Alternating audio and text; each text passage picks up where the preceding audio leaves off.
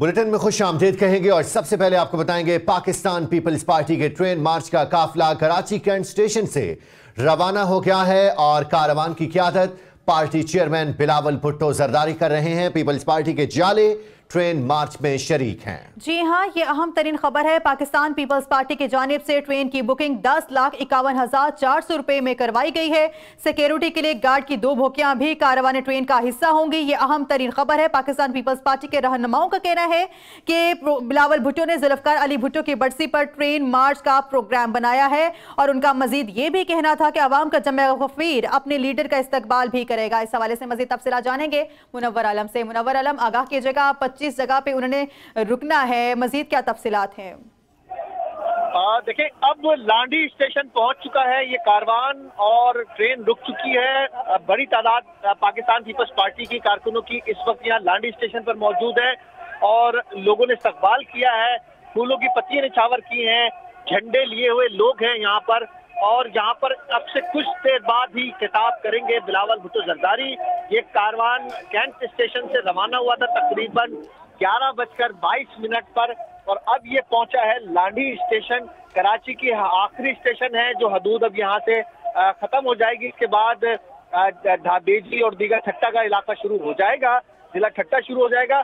आगे फिर कोटरी, फिर हैदराबाद और फिर नवाबशाह पहुंचेंगे रात में तकरीबन।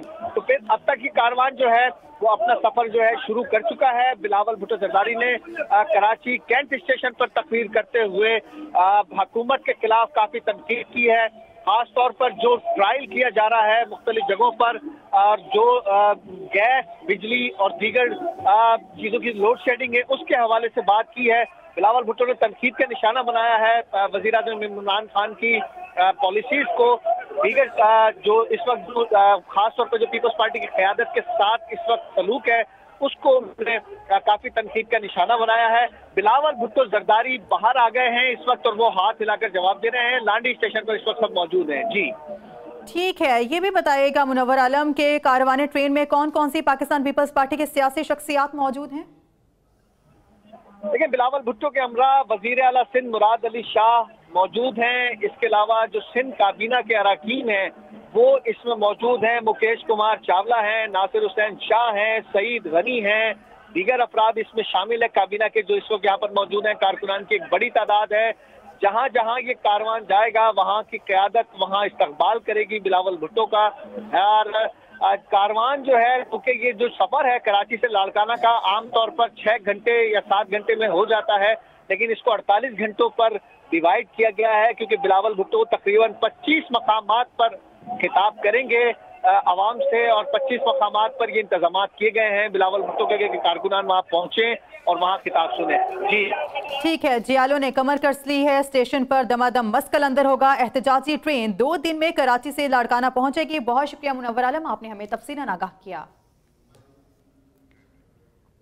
वज़ीर बल्दियात सिंध सईद गनी का कहना है कि बिलावल भुट्टो जरदारी के ट्रेन में सफर की खबर ने हुकूमत की नींदें उड़ा दी हैं। पीपल्स पार्टी के रहनुमा और वज़ीर बल्दियात सिंध सईद गनी ने कराची कैंट स्टेशन पर मीडिया से गुफ्तगू की। उनका कहना था कि ये ट्रेन मार्च नहीं बल्कि बिलावल भुट्टो जरदारी की ख्वाहिश पर आवाम के साथ उनका सफर है। वो इस सफर के दौरान मुख्तलिफ मकामात पर कारकुनों से खिताब भी करेंगे। सईद गनी ने शेख रशीद से मुतल्लिक बात करते हुए कहा कि वो हर हुकूमत में वजारत के मजे लेना चाहते हैं। पीपल्स पार्टी के जाले उनके खिलाफ सरापा एहतजाज हैं। और वफाकी वजीर इत्तलात फवाद चौधरी कहते हैं कि आज कराची से दुनिया के पहले अब्बू बचाओ ट्रेन मार्च का आगाज हुआ है। उन्होंने अपने ट्वीट में कहा कि पहली तरीक है जो करप्शन को कानूनी तहफ़्फ़ुज़ के लिए शुरू की जा रही है। जी हाँ, ये अहम तरीन खबर है। वज़ीर इत्तलात फवाद चौधरी ने ट्वीट किया है जो आज ट्रेन मार्च शुरू हुई है। उनका कहना था कि ये पहली तहरीक है जो करप्शन को कानूनी तहफ़्फ़ुज़ के लिए शुरू हुई है। ट्वीट आपके सामने है, मनाजिर आपके सामने है। वफाकी वज़ीर इत्तलात फवाद चौधरी ने ये ट्वीट की है। आगे बढ़ते हुए आपको बताएंगे वफाकी वजीर रेलवे शेख रशीद अहमद का कहना है कि बिलावल भुट्टो को ट्रेन पर बिठाने में कामयाब हो गया हूं। नून लीग और पीपल्स पार्टी आपस में अब एक करप्ट लोगों के साथ एक साथ है और आगे भी करप्शन के खिलाफ वो लोग साथ रहेंगे। विमेन कॉलेज रावलपिंडी में तकरीब से खिताब करते हुए वफाकी वजीर ने कहा कि पीपल्स पार्टी और नून लीग की सियासत अब खत्म हो चुकी है। और इससे पहले भी बिलावल भुट्टो जरदारी को ट्रेन मार्च के लिए ट्रेन की ऑफर की। एक सवाल के जवाब में शेख रशीद का कहना था कि वो बिलावल भुट्टो को ट्रेन पर लाना चाहते थे, जिसमें वो कामयाब हो गए हैं। चंद लोग जमा करने से कोई लीडर नहीं बन जाता। और नवाज शरीफ की जमानत के हवाले से उन्होंने कहा कि यह फैसला अदालत करेगी और अदालत का जो भी फैसला होगा वो मंजूर होगा। सुप्रीम कोर्ट में नवाज शरीफ की तिब्बी बुनियादों पर दरखास्त जमानत की समाअत के दौरान वक्फा कर दिया गया है। चीफ जस्टिस आसिफ सईद खोसा ने रिमार्क्स दिए कि क्या फौजदारी मुकदमात में महज एक खत को बुनियाद बनाया जा सकता है। दरख्वास्त का तमाम इन्हिसार डॉक्टर लॉरेंस ने किया है। उन्होंने वकील ख्वाजा हारिस को मुखातिब करते हुए कहा कि आप जो भी हिस्ट्री बता रहे हैं ये पुरानी है। ये अहम तरीन खबर है। मुस्लिम लीग नून के रहनुमाओं में सरदार अयाज सादिक, राजा जफरुल हक, राना सनाउल्लाह, एहसन इकबाल, मरियम औरंगजेब भी कमरा अदालत नंबर 1 में मौजूद थे। अल अजीजिया में 7 साल की कैद का हुक्म सुनाया गया था और जराए के मुताबिक ये भी बताया जा रहा था कि अगर वो रिहा हो भी जाते हैं तो बैरून मुल्क वो नहीं जा सकते। एक अहम समाअत आज हुई है अल अजीजिया के हवाले से। नवाज शरीफ, साबिक वज़ीर आज़म नवाज शरीफ की सेहत के हवाले से हुई है। उन्होंने रिहाई का हुक्म दरख्वास्त की थी, जिस पर आज मुस्लिम लीग नून के रहनुमाओं ने भी वहां पे शिरकत की है। कमरे अदालत में सरदार अयाज सादिक, राजा जफरुल हक, राना सनाउल्लाह, एहसन इकबाल और मरियम औरंगजेब कमरा अदालत नंबर 1 में मौजूद थे।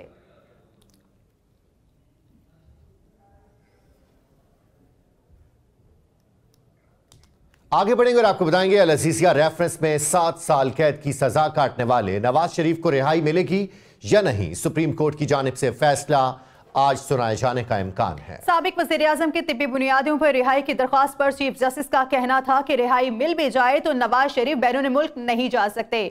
मज़ीद जानते हैं इस रिपोर्ट में।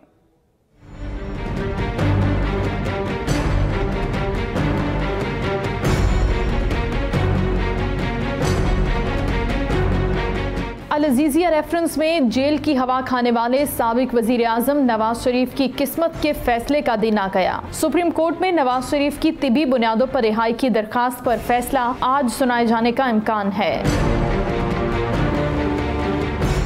इस्लामाबाद की एहतसाब अदालत ने अल अजीजिया रेफरेंस में साबिक वजीर आजम नवाज शरीफ को 7 साल कैद की सजा सुनाई थी। इस फैसले के खिलाफ नवाज शरीफ के वकील ने इस्लामाबाद हाई कोर्ट का दरवाजा खटखटाया, मगर बाद में दरखास्त वापस लेते हुए उनकी तिब्बी बुनियादों पर रिहाई की अपील दायर कर दी। इस्लामाबाद हाई कोर्ट ने मामले की समाअत की और फैसले में नवाज शरीफ को तिब्बी बुनियादों पर रिहा करने की अपील मुस्तरद कर दी। नवाज शरीफ की कानूनी टीम अपील लेकर सुप्रीम कोर्ट जा पहुंची। 19 मार्च की समाअत में बेंच ने नवाज शरीफ की मेडिकल रिपोर्ट्स का जायजा लिया। चीफ जस्टिस आसिफ सईद खोसा ने पूछा, क्या ऐसी कोई मिसाल है कि मुजरिम को अदालती हुदूद से बाहर जाने दिया जाए? हमारी तारीख है कि ट्रायल के दौरान जो भी बाहर गया वापस नहीं आया। शहर कायद से आपको खबर देंगे। मेयर कराची वसीम अख्तर कहते हैं कराची रात को जागता है, शादी हॉल रात 11 बजे बंद करने के फैसले पर अमल कैसे हो सकता है। मीडिया से गुफ्तगू करते हुए मेयर वसीम अख्तर का कहना था कि सिंध हुकूमत ने शादी हॉल रात 11 बजे बंद करने का फैसला कर लिया है और ये कराची के मिजाज के बिल्कुल खिलाफ है। फैसले से पहले तमाम स्टेक होल्डर्स से मुशावरत करनी चाहिए थी। उन्होंने शिकवा किया कि सूबाई हुकूमत और KDA ने कुछ प्लॉट इंसदाद तजावुज़ात मुतासरीन के नाम करने थे, जिस पर अमल नहीं किया गया।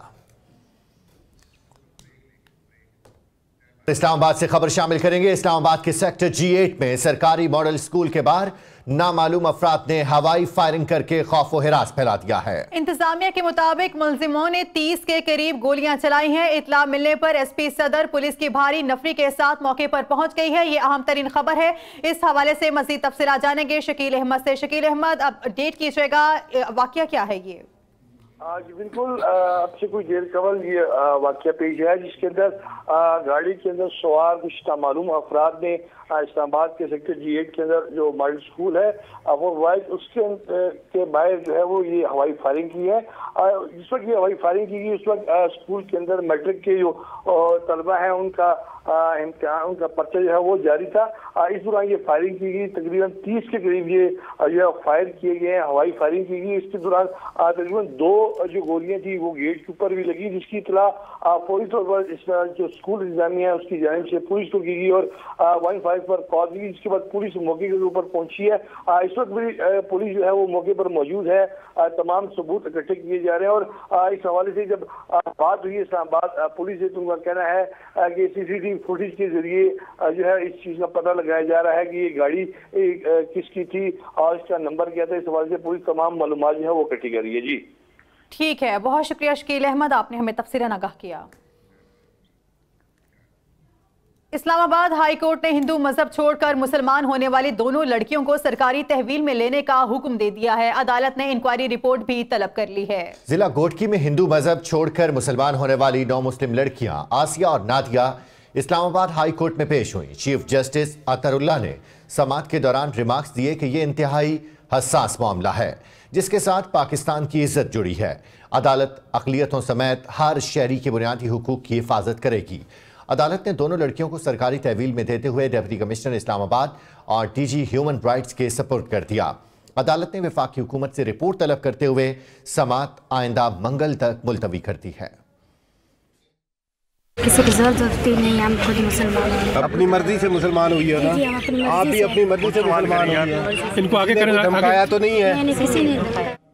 आगे बढ़ेंगे और आपको बताएंगे दहशतगर्दों के खिलाफ सिक्योरिटी फोर्सेस की कार्रवाइयां जारी हैं। लोरालाई के इलाके नासिराबाद में CTD और पुलिस ने दहशतगर्दों की मौजूदगी की इत्तला पर घर पर छापा मारा। फायरिंग के तबादले में 4 सिक्योरिटी एहलकार जख्मी हो गए हैं।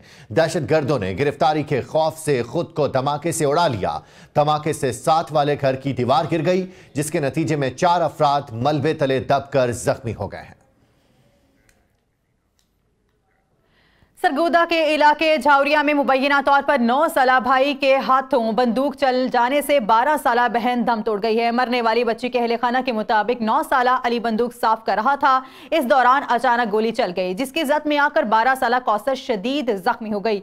इस करीबी अस्पताल ले जाया गया है जहां पे वो कोशिश की गई मगर वो रास्ते में ही दम तोड़ गया। पुलिस जराये का कहना है कि बच्ची का वालिद असगर वाक़े के बाद मौके से गायब हो गया। बच्ची के वालिदा नसरीन बीबी कुछ अरसा पहले अपने खावन से नाराज होकर महके चले गई थी। पुलिस तफ्तीश कर रही है कि गोली इत्तफाकन चली या बच्ची को जानबूझकर कत्ल किया गया। और जाली दूध की सप्लाई का नया तरीका बेनकाब हो गया है। टैंकर को ढांप कर लाने की कोशिश नाकाम बना दी गई है। पंजाब फूड अथॉरिटी ने 3000 लीटर जाली दूध कब्जे में ले लिया है। मजीद जानते हैं लाहौर में अपने नुमाइंदे अली शेराज से। अली शेराज, मिलावट माफिया की इस नई कोशिश की तफसीलात क्या हैं और जाली दूध कहां से पकड़ा गया है? अली शेराज से राब्ता करने की कोशिश करेंगे। आपको आम कार्रवाई के हवाले से बता रहे हैं, जाली दूध की सप्लाई का नया तरीका अब बेनकाब हो गया है।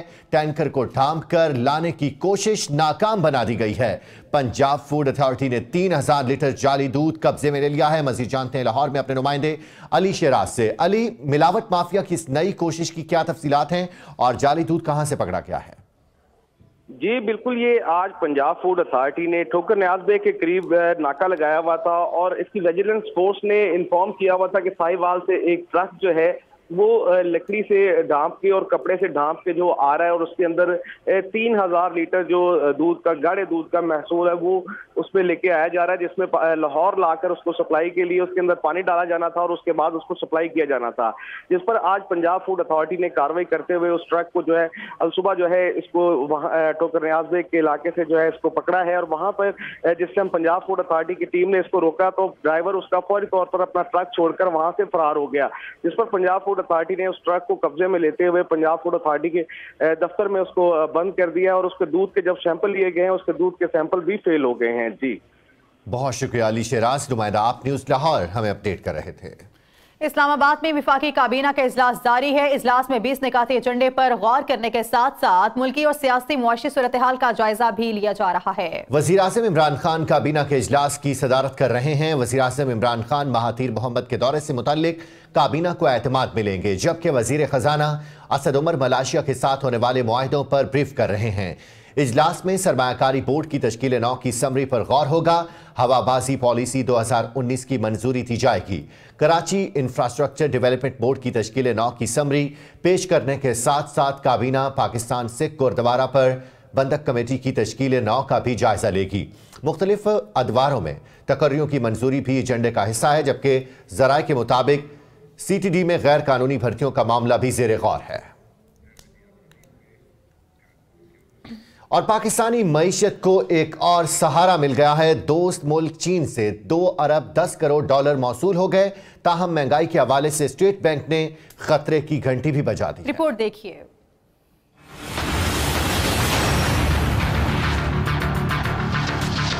मुश्किलात का शिकार पाकिस्तानी मईशत को मजीद सहारा मिल गया। दोस्त मुल्क चीन ने 2 अरब 10 करोड़ डॉलर फराहम कर दिए। तर्जुमान वजारत खजाना के मुताबिक चीन से मिलने वाली रकम मरकजी बैंक को मौसूल हो चुकी है। इस रकम से ज़र मुबादला के ज़खायर में तो इजाफा होगा, ताहम अदायगियों के तवाज़ुन में इस्तेहकाम को यकीनी बनाने में भी मदद मिलेगी।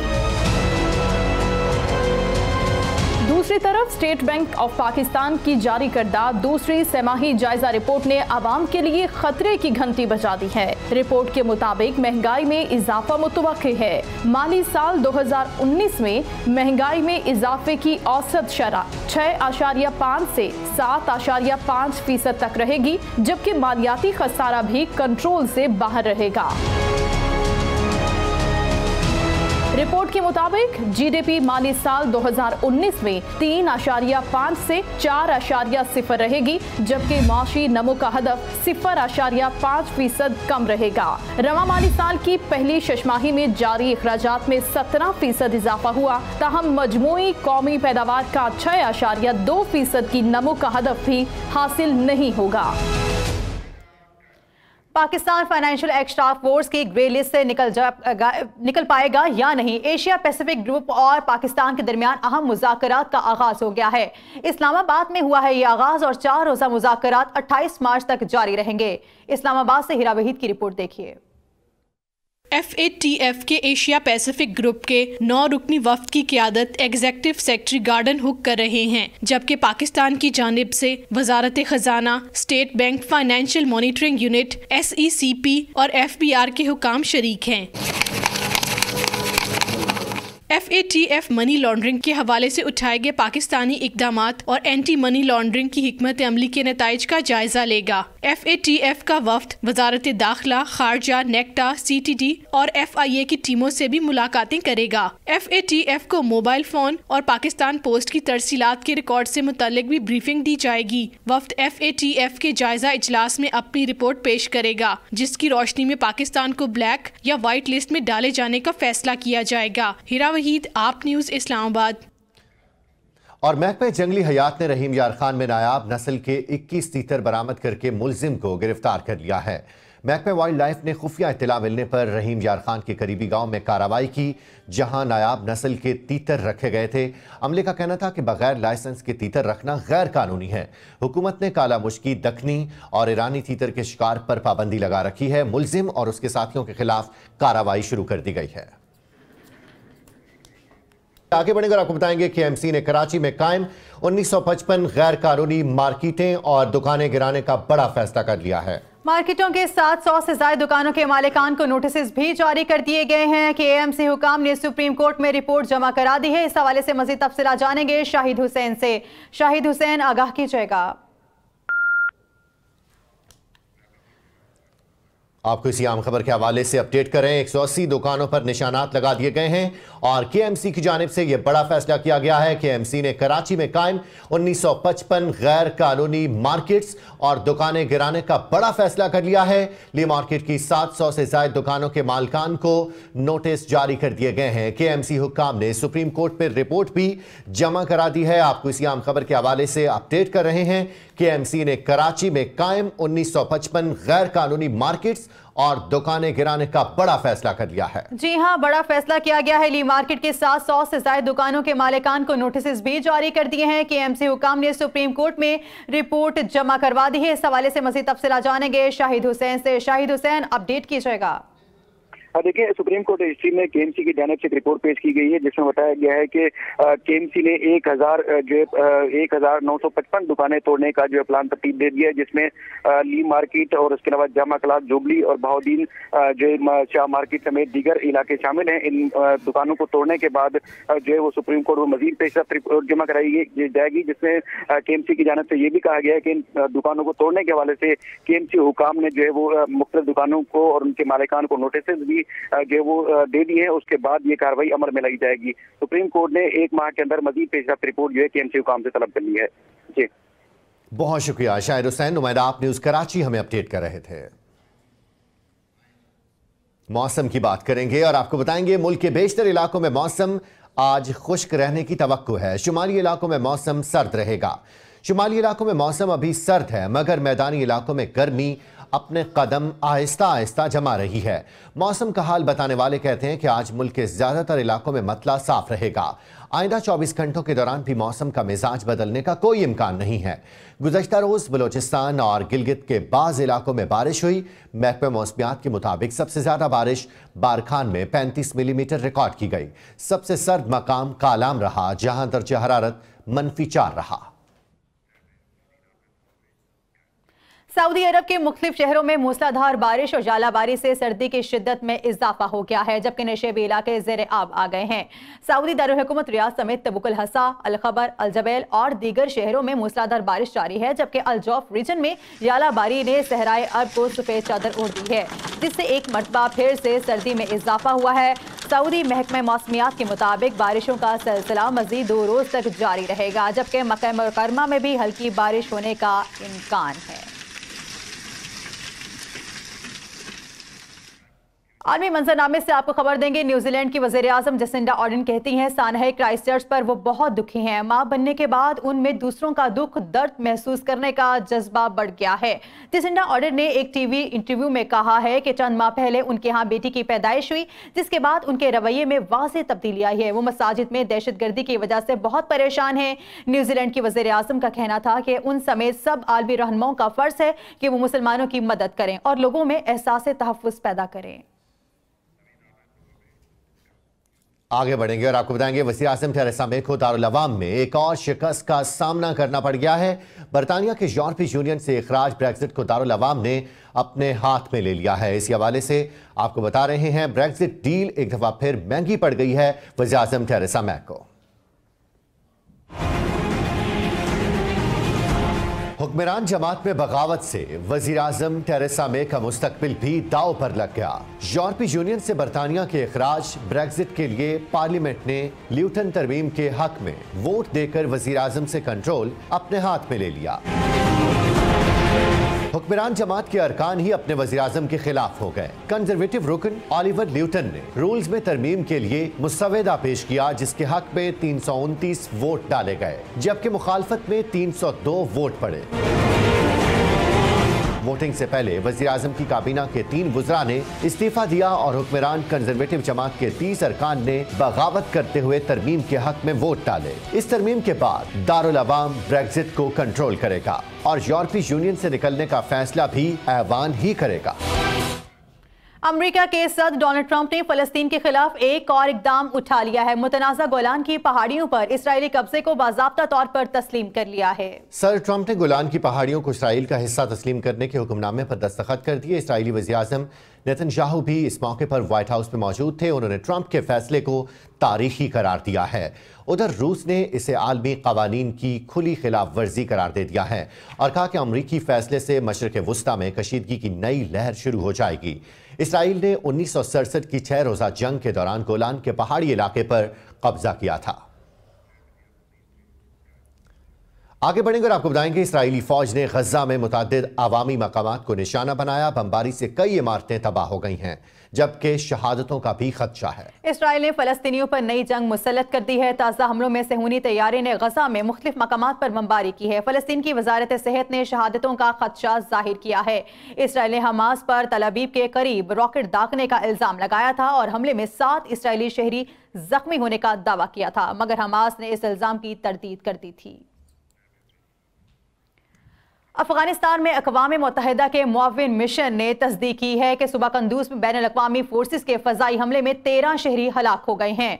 मिशन के एक बयान के मुताबिक कंदूज शहर के मज़ाफ़ात में 10 बच्चों समेत जाँ बहक अफराद का ताल्लुक एक ही ख़ानदान से है।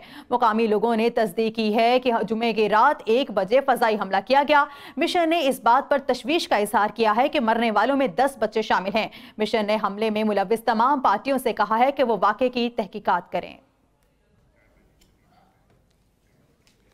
जनूबी अमेरिका के मुल्क बोलिविया के मशरकी इलाकों में तूफानी बारिशों के बायस सैलाब ने तबाही मचा दी है। सैलाब से 38,000 से ज़ायद खानदान बुरी तरह मुतासिर हुए हैं और सांता क्रूज शहर और उसके मज़ाफ़ाती इलाकों में सैलाबी पानी के बायस नशेबी इलाके डूब गए। सैलाब से मुतासरा इलाकों में इमदादी एहलकारों के साथ फौज भी तैनात की गई है और बोलिविया की वजारत दिफा का कहना है कि मुतासरा इलाकों में 6 टन खुराक और दीगर अशिया तकसीम की जा रही हैं। हुक्काम का कहना है कि बोलिविया में नवंबर से अप्रैल तक मौसम बरसात रहेगा।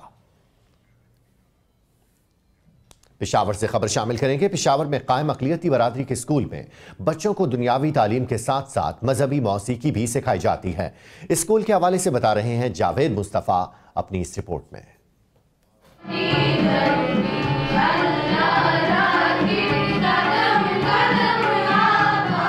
तबले और बाजे पर उंगलियों की जुम्बश भला कैसे मधुर मौसीकी का बाइस बने, ये सिखाया जा रहा है पेशावर में सिख बरादरी के इस स्कूल में, जहां बच्चे हासिल करते हैं दीगर उलूम के साथ साथ मौसीकी की तरबियत।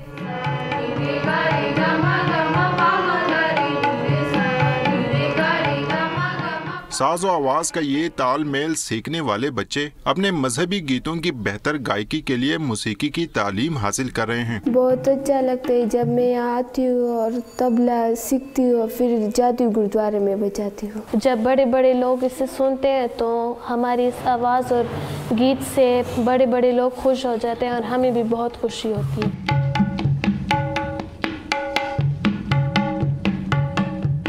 सिख तालिब इल्मों को फन मौसीकी सिखाने वाले उस्ताद का ताल्लुक है मसीही बरादरी से। 8 साल से बच्चों को सुरों से रोशनास कराने वाले उस्ताद कहते हैं कि वो मजहबी हमआहंगी फैलाना चाहते हैं। मैं आता हूँ यहाँ पे, ये बच्चे बड़े शौक से सीखते हैं और म्यूज़िक में तो कोई मज़हब का वो कंसेप्ट नहीं है। तकरीबन 4-5 साल का ये कोर्स होता है, फिर ये अच्छे तरीके से सीख के गुरुद्वारे में ये अपने शब्द वगैरह गाते हैं। अपने मजहबी अहकामात की बेहतर अदायगी के लिए मसरूफ़ी अमल अक़लियती बरादरी का ये स्कूल मजहबी रवादारी और अक़लियतों के हुकूक का मजहर है। इन बच्चों को मजहबी गीत, गुरबानी कीर्तन सिखाए जाते हैं, फिर इनकी मधुर आवाज़ें गुरुद्वारे में गूंजती हैं। कैमरामैन तारिक महमूद के साथ जावेद मुस्तफ़ा, आप न्यूज़, पेशावर।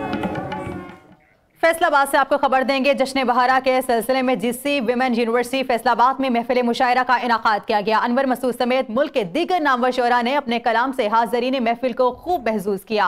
आइए देखते हैं सारा अली की ये रिपोर्ट। संजीदा कलाम हो या तंजो मिजाह के रंग, खूबसूरत लफ्जों से खेलते इन नामवर शोरा ने अपने कलाम से हाज़रीन महफिल पर सहर तारी कर दिया। हम जमाने को लेके क्या करते, उसके कदमों की धूल जैसा था। जीसी विमेन यूनिवर्सिटी में जश्न बहारा की रौनकों को 4 चांद लगाने के लिए महफिल मुशायरा का इनकाद किया गया, जिसमें एक तरफ प्रोफेसर रियाज मजीद अपने संजीदा अंदाज से जिंदगी की हकीकतों को मंजर आम पे लाए, तो दूसरी जानिब हरदिल अजीज शायर अनवर मसूद ने अपने मखसूस अंदाज में तंजो मिजाह से भरपूर शायरी करके महफिल में फुलझड़ियां बखेर दी। गोडे दी थां पसली हुंदी, पसली दी थां गोडा हुंदा, बंदा किड्डा को जाऊंदा। महफिल मुशायरा में अनवर मसूद, प्रोफेसर रियाज मजीद और सोफिया बेदार समेत दीगर शुरका ने अपना कलाम पेश करके हाजरीन को खूब लुत्फानंदोज किया। ऐसी महाफिल न सिर्फ तलबा को सेहतमंद तफरीह फराहम करती हैं, बल्कि इन्हें अदब से रूशनास करवा के शख्सियत में निखार भी पैदा करती हैं। महफिल मुशायरा में शोरा ने अपने खूबसूरत कलाम से ऐसा समा बांधा कि हाजरीन महफिल अश अश कर उठे। कैमरामैन इरशाद आसमी के साथ सारा अली, आप न्यूज़, फैसलाबाद। और इसी के साथ ही आप न्यूज़ स्टूडियो से फिलवक्त इतना है। अब एक ब्रेक और ब्रेक के बाद हाजिर होंगे आपकी हेडलाइंस के साथ। देखते रहिए आप न्यूज़।